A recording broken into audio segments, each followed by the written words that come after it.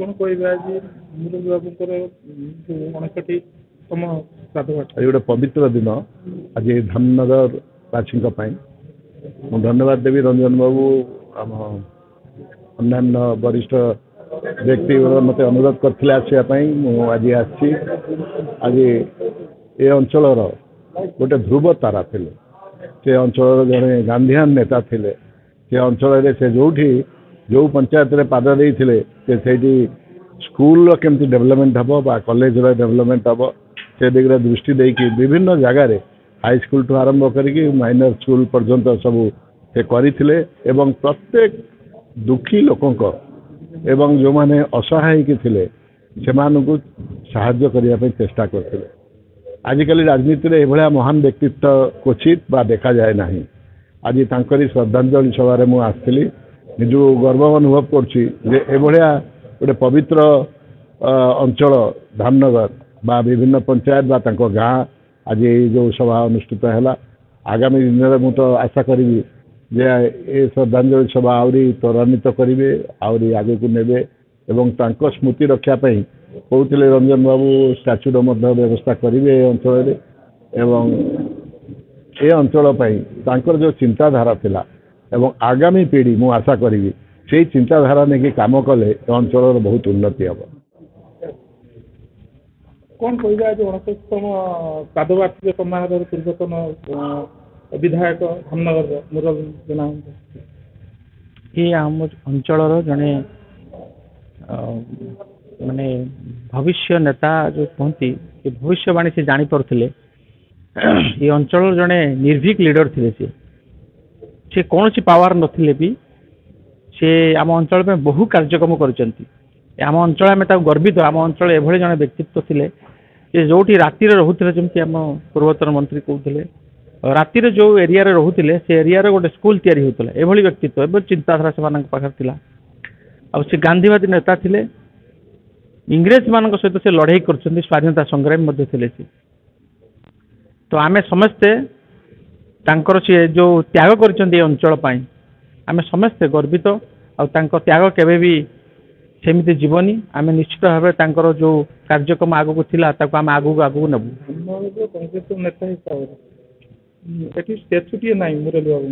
कौन निश्चित आमे आलोचना आज करिछु आसंता वर्ष भितर आमे तांको स्टेचुटी मध्य करिवु आ बहुत भल भाव करिवु से खाली आम धामनगर और हसनाबाद पंचायत लोक नुहे से सारा ओडिशार नेता थिले ताको भुवनेश्वर स्टेच्यू होगापी जोगाजोग चलता आम भी कमिटी करूँ से भुवनेश्वर भी स्टेच्यू हम खाली आमर धामनगर भद्रक जिलार नुहे से आखपाख पाखापाखि 10-15टा जिलार से स्कूल कर केउंझर स्कूल कर बालेश्वर कर जाजपुर कर कटक कर व्यक्तित्व से मुख्यमंत्री ठारू कम नुहति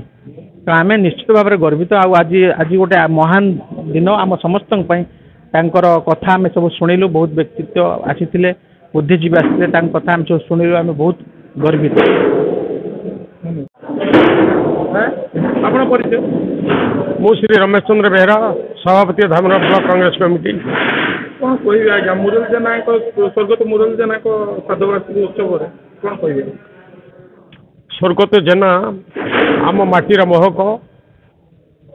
आगामी सूर्य चंद्र थिबा पर्यंत आमर युवपीढ़ी से आदर्श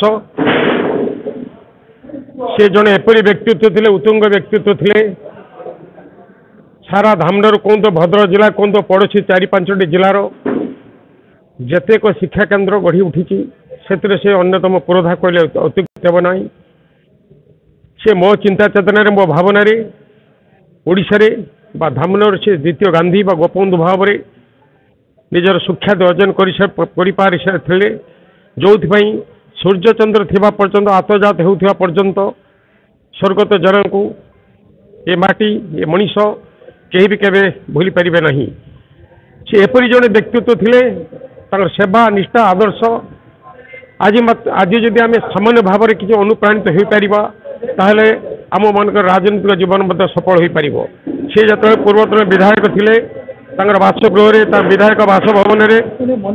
चूड़ा मुड़ी रखुले धामनगर भद्रक जिलू जी जाऊे केबे सी के उपास रो नी केबे भी उपास मुझा शुणी ଯେତେବେଳେ ଭଦ୍ରକ ଜିଲ୍ଲାରୁ ଯିଏ ଯେତେବେଳେ ଯାଇଛନ୍ତି ରାତି ରହଣି କରିଛନ୍ତି ତାଙ୍କ ବାସଭବନରେ